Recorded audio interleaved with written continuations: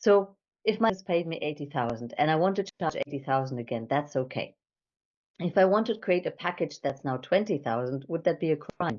No, that's okay. It's my business. I can do what I want. If I said from here, you know what, I want to launch a program that's more quote unquote affordable and only charge 3,000, is that okay? Yes. Does that mean I can't charge my 80,000 anymore? No, right? Because I can do whatever I want.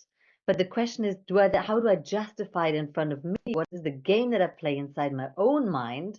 Where's the permission that I give myself or take away?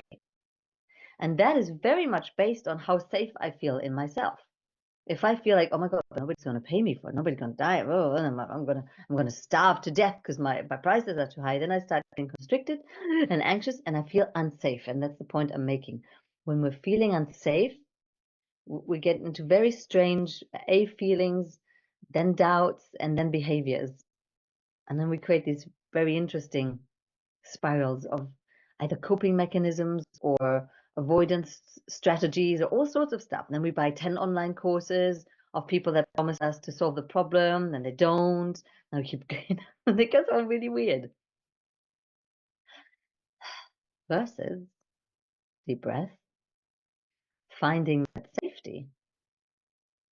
That if I find that safety, and we're talking about nervous regulation safety, we're talking about a spiritual safety, we're talking about a deeper connection safety.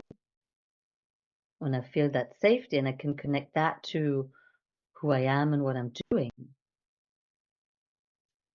then we can play really easily. And if Diane takes a deep breath and I remind her of how successful she is as a woman and as a business owner and as a person and as a human and as a Christian, and a reminder of the time we spent in London where she really felt just how cool stuff she's created, like massive success.